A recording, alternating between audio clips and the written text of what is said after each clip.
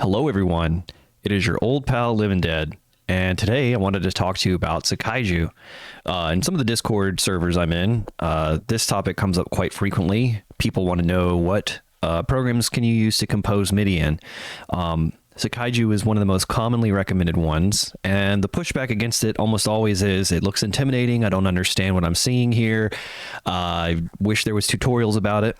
A lot of this information is based on some stuff that I picked up from Dragonfly's video. If you don't know who that is, most famously probably associated with Eternity, but also worked on Proteus as one of the level designers.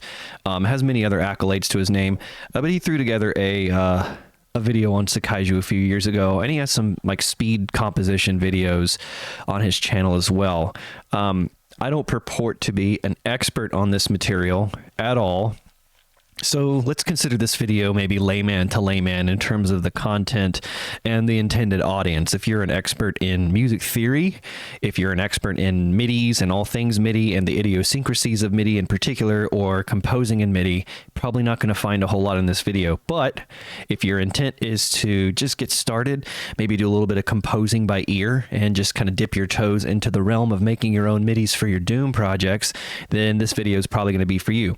So enough of this intro type of shit. Let's go ahead and jump into this. So this is what it looks like when you open SEKAIJU first thing.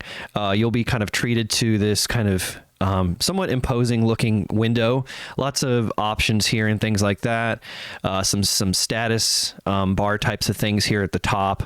And what do you do? How do you really get started here? Well, let's kind of run through what we're looking at here. So just going across the top, you have a pretty standard options menu. Some of these things are going to be much more useful to you commonly while you're composing a MIDI. Some of them you're probably not going to really ever touch. Pretty common: start a new project, save your project, open a project, things like that. These are where you can open some of the windows that will be associated with different aspects of making the project.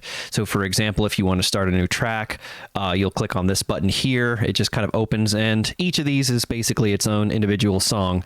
As you can see, SEKAIJU will just kind of let you create new ones over and over again indiscriminately, and it can be a little confusing if you're working on multiple things at once.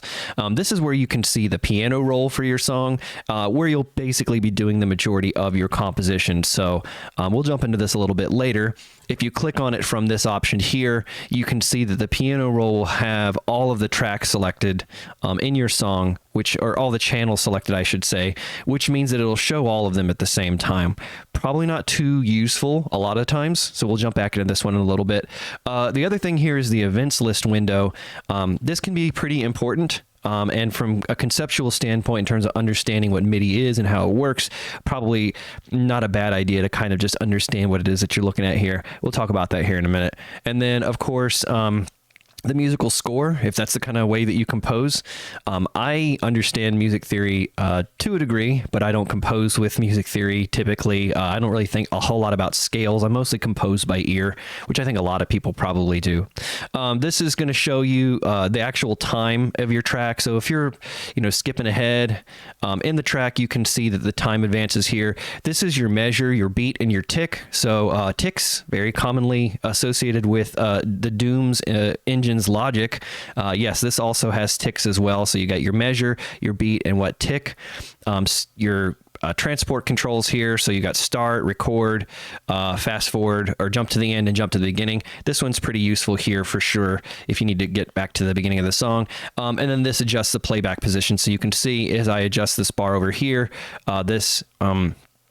this moves in tandem with that, and the relative position will change, as you add more content to your song. So if I have notes going all the way out to measures 25, 26, 27, moving this bar will move that. This bar will move the playback position all the way across rather than just across this single measure.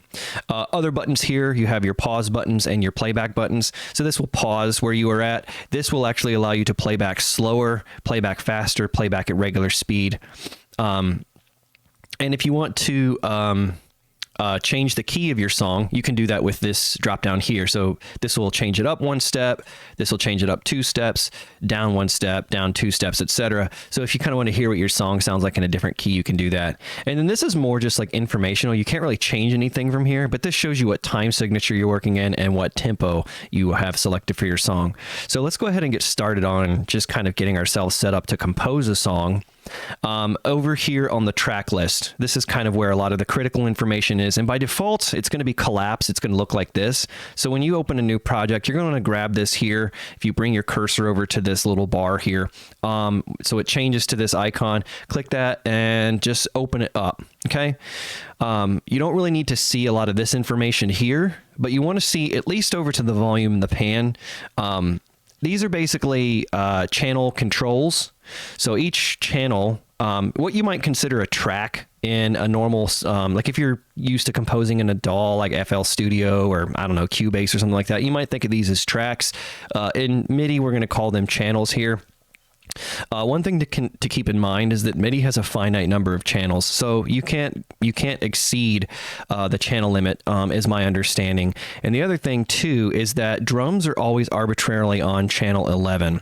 So if you want like the drum kit, you have to use channel 11 to do that. And you can see right here, you have a standard kit, room kit, power kit. Those just change the way that the drums sound. Not really going to jump into that a whole lot here. But just kind of going from left to right, you have the name of the channel. So if you want to kind of just help yourself organize, you can call this piano, you can call this guitar. And then when you go and you set up your instruments later on, you can kind of easily reference them. I'm not that organized and I don't really do that often. Oops, I deleted those channels rather than the names of the channels. Input, this is what channel input is coming from. Output, if it's on or off. So if you want to mute the track, you can right click it and output off on this track only, and that'll mute the track. Or conversely, if you want to output on only on this track as in a solo, it will turn this one on and turn the other ones off. So you can isolate what that channel sounds like and listen to it by itself. And then if you want to output all the tracks on again, you just right click. So all that was done in the right click. I don't really change these things here. Maybe you have a need to do that at some point, but I don't. And then basically where you go to change what the actual instrument is the program number. So you can use the up and the down arrows to change that, but easiest thing to do is to right click it and search and select voice. And then you'll see if you reset and you don't have anything typed in here, these are basically all the different instruments that you can select for your channel. These numbers are arbitrarily assigned. So, piano is always going to be on 0, piano 2 is always going to be on 1. Strings are always going to be on 48, etc. So you can kind of remember those, or you can search if you want to bring up the sitar or something like that, and you can select that. And now this will play the sitar noise. Other things that you want to see here, volume, that's pretty important. Its defaults to 100, maxes out at 127. It's the highest volume that you can input. At least in SEKAIJU. I don't know if that's a MIDI only thing or not. It's a little weird. And then pan. So 64 is dead center. And then as you go down, you're panning to the left. And as you go up, you're panning to the right. So if you want to have a track that is entirely in the left channel, you could set the pan to 0. I don't know if it's 0, but let's just say 1 to be on the safe side. I don't actually know. And it'll basically only come through on the left side. Versus if you go all the way up to the top, I believe in the pan, 127 is the maximum value as well. Yeah, 127. That'll make it come out entirely on the right side. Or, if you have set it to 100, it's skewed to the right channel, but it still comes in the left a little bit. Beyond that, you're not really going to use these, especially if you're composing for Doom. So reverb, chorus, delay, and things like that. If you're, I think, playing back on a MIDI device, they will come through, but otherwise, these effects don't actually do anything. So if you want to mimic things like a slapback delay or a reverb effect, you have to kind of fake it, which I will kind of show you an example of what that looks like a little bit later. All right. Let's take a break or let's take a step back and just kind of look at what we've got here. So we've kind of talked about the transport controls. We've talked about kind of what this looks like at a glance. Only thing we haven't really talked about in terms of getting set up at this point is changing your time signature and your tempo. I bet a lot of people are going to probably stick to 4/4. That's a pretty common time signature. It's basically what most popular music is set up for. and you can kind of, fake it, I guess. But if you want to change the tempo, you're going to go over here to this little blue area, right click, and you can modify tempo, modify time signature, key signature. So, we want to change this to, instead of 120 beats per minute, maybe we want to do something a little bit slower. We're going to dial it down to 90 beats per minute, and that'll change how fast the song plays back and the actual duration of each note. Okay, so like I mentioned earlier, events and understanding the events list is kind of important to understanding MIDIs. MIDI isn't just note information. It is also volume information, panning information, instrument information, and things like that. And all of that is essentially tracked in the events list. So everything that happens in the song is basically notated in this little chart. And if we use an example of a song that I've already composed, it can take a look at what the events list looks like here. You can see that there's, notes. So basically, just scrolling down arbitrarily on line 1042, there is a marker to say that a note plays here and what channel and what value and how loud and things like that. So the track information itself is stored in the events list. So like how fast does the song play? What is the time signature? What key is it in? If you want to pick that, you don't actually need to pick that, what name it is, and when the song actually begins, all the way down. So these are all the notes from all the channels for the entire song. And you can see this song is only something like 3.5 minutes long. And you can see that it still amounts to almost 7,000 lines of events where the end of the track happens. And so each channel is going to have its own end of the track, and essentially you do want to make sure that the last end of the track that you have corresponds with the actual end of the song itself, and that'll make sure that it loops properly. That's a little bit more, I won't say advanced, but it's not a basic thing, I suppose. But just from a layman's perspective, that's more or less what you need to know about this. You can get in here and start tweaking these things if certain events aren't happening at the right time. But if it's like a note playing, you're mostly going to change that in the piano roll. Really, all you're going to do for this that I've seen is make sure that the end of the track happens at the time that it needs to. So speaking of the events list, let's go ahead. I'm going to shrink this down. This is my song Home that I composed. It's on my YouTube channel if you want to listen to it. When you're getting started for a song, all of these indicate here, these lines here, they basically indicate that the song begins halfway through this measure. And I don't know why that is. I assume it has something to do with MIDI idiosyncrasies, right? There's some weird things about MIDI, and I don't know all of them. If you want to understand MIDI in depth, ping Doom Kid. He knows all about this crap. I don't. I know how to compose by ear and make a song that I like, and make sure that it sounds decent in Doom. But if you were to bring up the piano roll for this track and begin playing notes on it, you would basically get half a measure of silence, and then the song would begin. So before you start composing, you want to fix that. This is what I took from Dragonfly's video specifically. To do that, you're basically going to select all of these here. So you can drag and select, and as you have dragged and once you've dragged and select, you can see that the cursor actually changes. You could technically move these around. If I clicked and hold my mouse, says the cursor indicates that's what function it would serve, but we don't want to do that. What we're going to do here is we're actually going to go to Control, Event, Edit, and we're going to go to modify events time, and that is going to, so the only event that's on each of these channels right now is the start track event. So we're going to modify the event to start the track. We want it to begin at the very beginning of the song, not halfway through the first measure. So you're going to click modify events time, and we're going to dial this back 2 beats. If we're doing a 4/4 time, the measure is 4 beats long. So if it starts 2 beats into the measure, it's halfway through the first measure. So if we dial it back 2 beats, it begins at the beginning of the first measure, and you can see that these have changed accordingly. So now we have the song beginning at the actual beginning of the first measure rather than halfway through the first measure. So now we want to start composing something for this song. So you could, in theory, bring up the piano roll for the whole song and deselect all these things here. But the easiest thing to do is, you're probably going to compose track by track.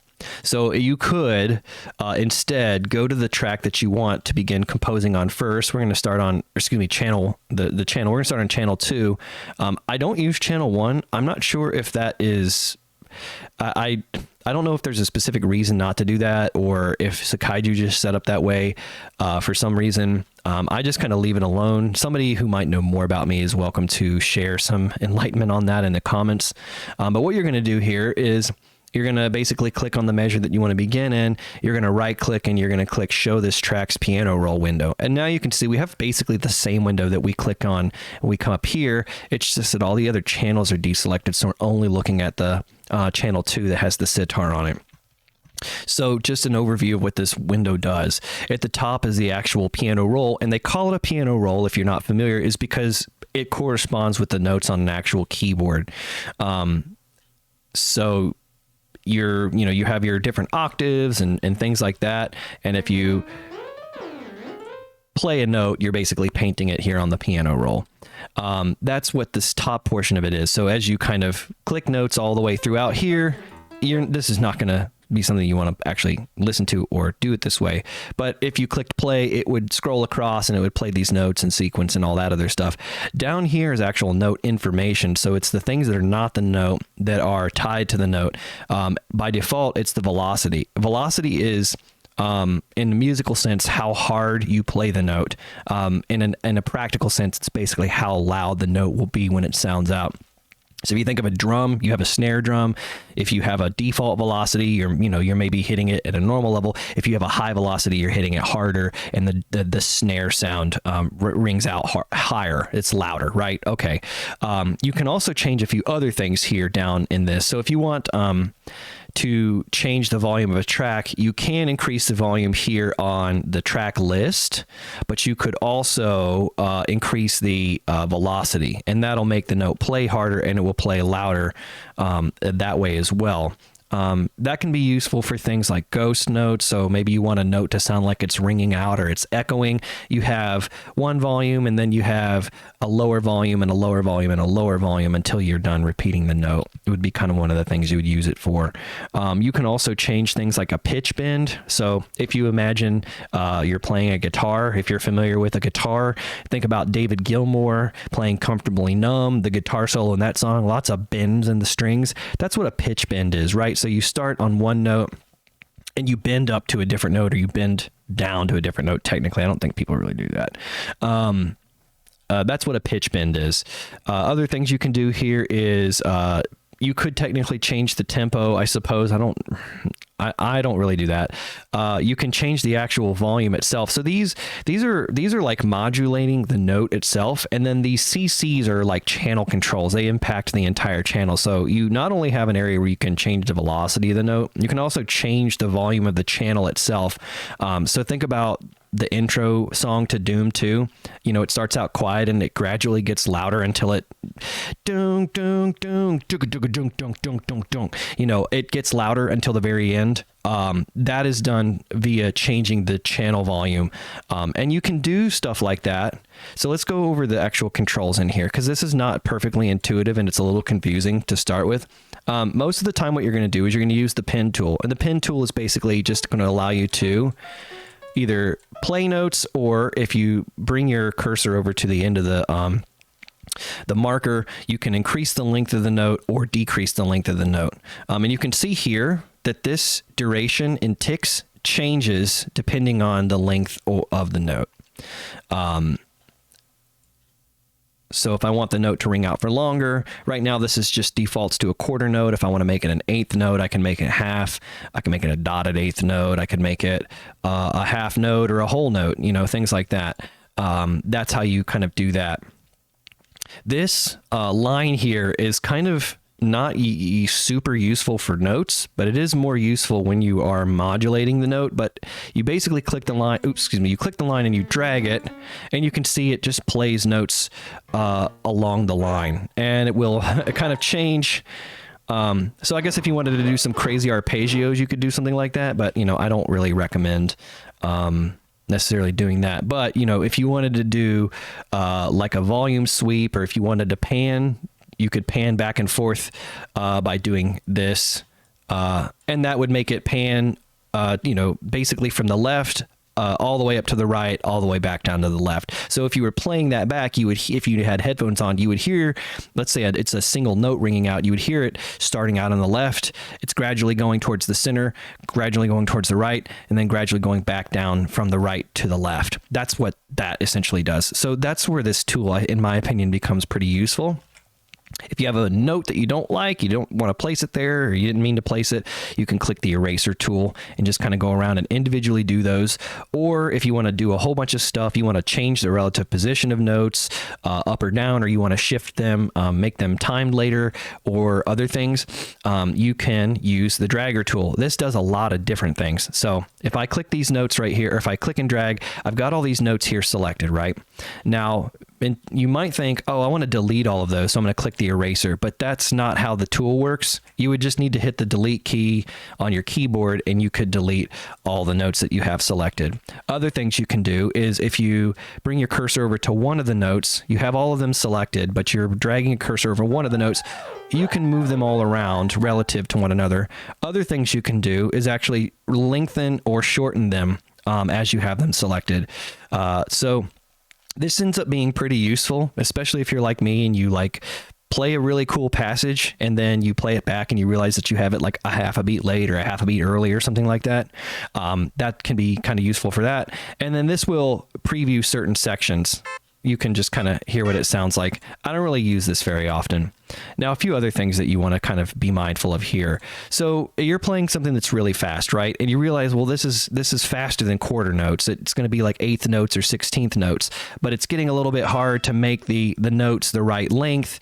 So what you can do here is you can actually increase the definition of basically how zoomed in you are. If you click the plus and the minus keys, it will make the keyboard bigger vertically, and so the notes are spread. You're seeing fewer notes. This can make it a little bit easier. As you can see, it actually shows you the notes themselves when you zoom in enough. But you can also zoom in horizontally by clicking down here, and now we are kind of spreading this out. So now if I want to play some notes, it makes it a little bit easier to kind of snap it. So by default, it snaps to a grid, and that's kind of how you change the length of notes. Now, one thing you may have noticed here is that once I got to a certain length, it shortens. Maybe you want it to shorten halfway, not all the way. And so this is where you would go to change that, the snap. So right now it's set to 30 ticks, a semiquaver. I don't really know what that means, but if you wanted it to be to snap in smaller increments, you would change this to, for example, demi semiquaver to 15 ticks. And now you can see that my snap actually allows me to get a little bit more precise with the note timing. Other things about the note timing is that once you have kind of set a length, all the subsequent notes that you play are going to pop at that length there, right? So if I am working on something really fast, I want it to imitate, a crazy thrash metal guitar solo. I'm doing some arpeggios and things like that. I start with one length, and then I can paint subsequent notes at the same duration. That's more or less the kind of basics of jumping into composition and things like that. It can be a little bit trickier when you begin copy and pasting. For example, if you want to compose a verse and then you want to repeat that verse later on, when you're copy and pasting, you're not just copy and pasting note information, you're copy and pasting event information. That can make things a little bit tricky. I'm not really going to jump into that a whole lot here. I encourage you to just kind of experiment with SEKAIJU and see what it is that you like about it so far, or, get used to it, I should say. But if you do want to do something like that, like you've got, I don't know why you would listen to this, but, I guess I should probably just play this back so you can hear what it sounds like. So you got all these things selected like I just did. If you want to deselect stuff, easiest thing to do is just select this tool and then just click arbitrarily on something that's not a note. We can set our playhead back, and we can...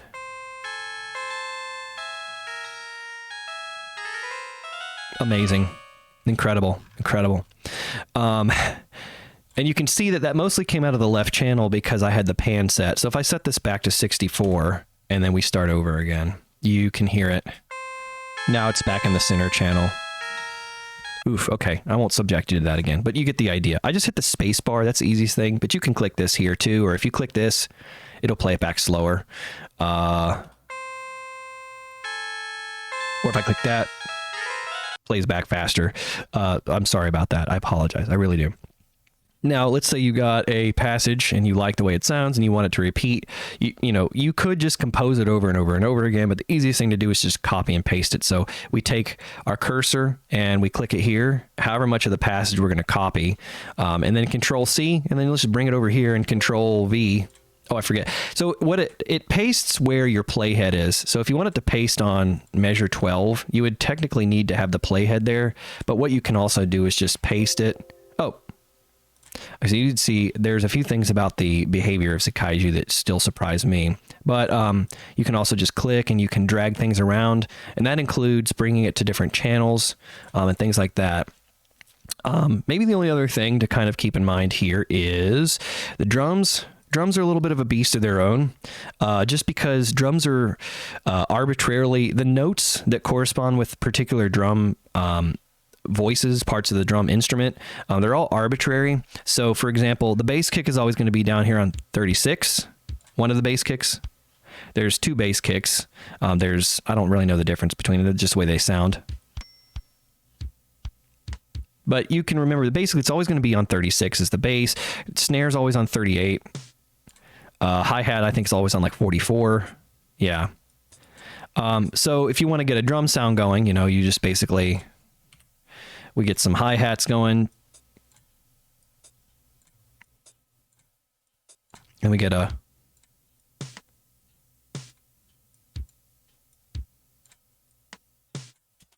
And now let's go ahead and just mute this god-awful track.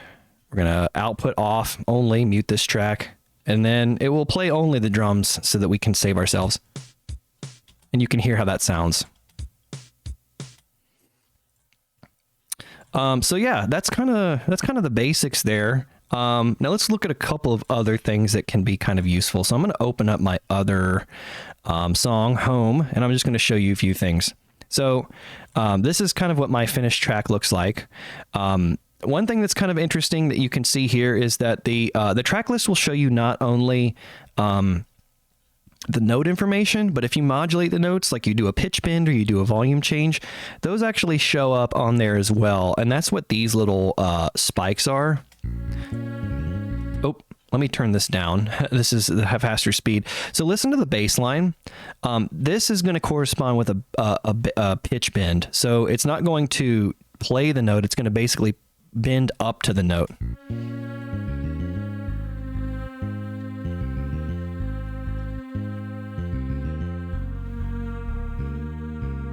Did you hear it? So it's just as good a way to visually show you what is happening in terms of note modulation. A couple of tips. I think typically in Doom, since there isn't any reverb on the tracks, one thing to do to kind of give your track a little bit more depth or volume, and I don't mean volume in terms of loudness, I mean volume in terms of how much space it takes up in the soundscape.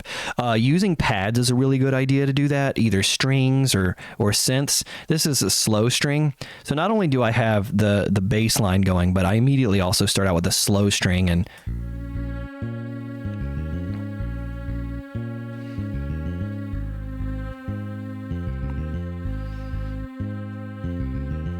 you can just hear, if I were to mute this, so we're going to mute this track here.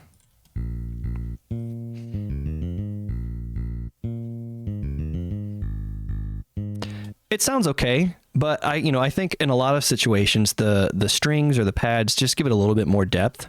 So I recommend considering keeping including those a lot of the times. Other things too, I mentioned earlier that if you want to have reverb or delay, like a slapback delay effect, you have to fake it.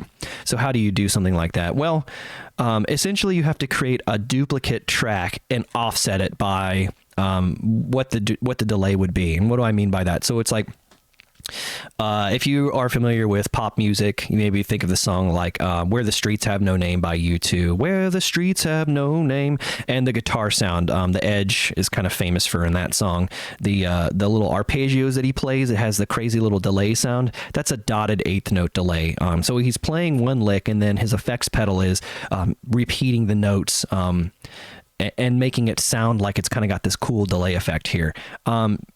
If you were composing in a DAW, you could just throw a VST on there, a virtual, essentially a virtual effects pedal, and you could dial in a very precise delay and make it just do whatever you want and tweak it on the fly. But in MIDI, you can't do that.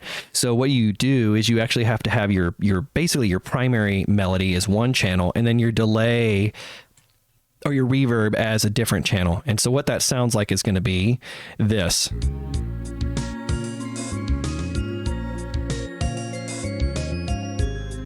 I think that's a good track to kind of hear that on. What it sounds like without the delay track, I'm going to go ahead and mute this.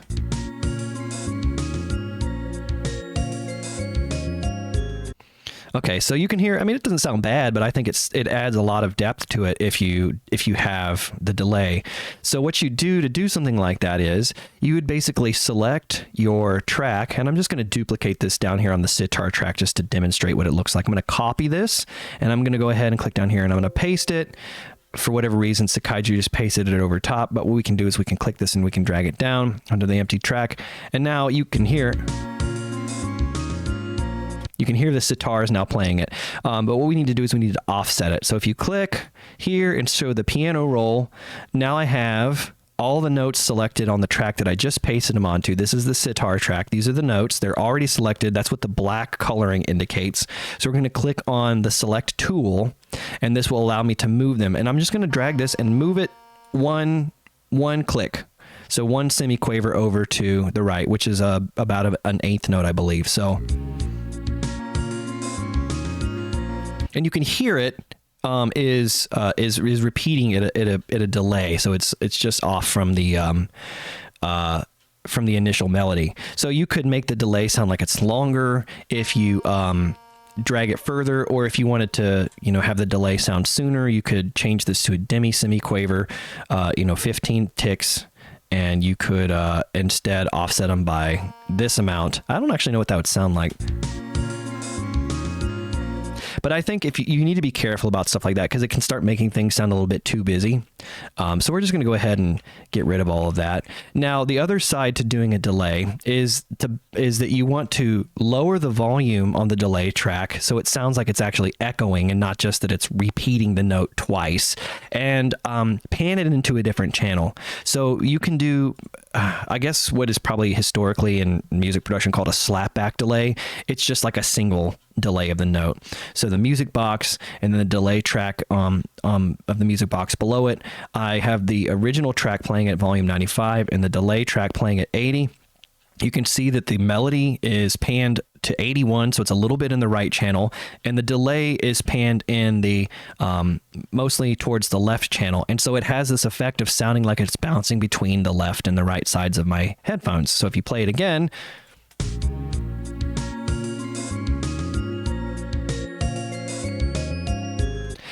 if you're not maybe super attuned to this kind of thing, it can be kind of hard to hear it, but your brain will pick up on it. It gives it a lot of depth to do the delays that way. So that's my recommendation for that. You can also do the delays twice. So if I wanted to, I would copy this track, and let's just go ahead and bring this down to the sitar once again. I'm going to open up the track's piano roll. So this is the track that's delayed, so it's actually already offset. I'm going to offset it one more tick. Whoops. And you can see I only moved that note by accident. I didn't intend to do that. It's because I had the pencil tool selected. So even if you have an entire passage of notes selected, if you go back and select the pencil tool or the eraser tool, it will only allow you to manipulate one note at a time. So what you will need to do is make sure you go back to the select tool, and now you can adjust the entire thing. So now I have basically a second delay track. And let's just, for posterity's sake, we'll go ahead and change this to the music box so you can hear what this would sound like. It's going to sound kind of busy. There's a reason I didn't do this. So I have the melody starting in the right channel, the delay bouncing to the left channel. I'm going to go back to, I'm going to bring the volume to, I'm going to leave it at 60. So I want it to sound like it's got a decay to it, as in the volume is dropping off. It sounds like an echo. And I'm going to make sure that the pan is, 98 is good pan. That's what I have this track set up for. It fits this purpose here for this demonstration as well. And you're going to hear the delay happens twice now. So here's what that sounds like.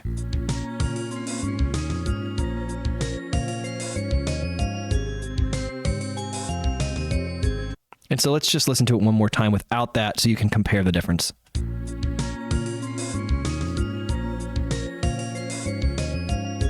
It's subtle, but it all depends on how much depth you want it to sound like. It can give it a lot more volume, again, like it takes up more space, but it can also make the song sound muddy, especially if you're playing really rapid passages and things like that.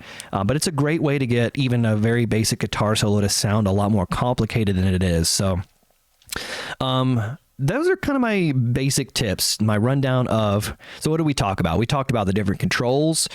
We talked about getting a track set up, ready to go, going over to the piano roll and composing, the drum tracks, the different controls on the piano roll, changing controls on the different channels, modulating the notes so things can sound louder or quieter, and then just some basic examples of doing like a delay effect.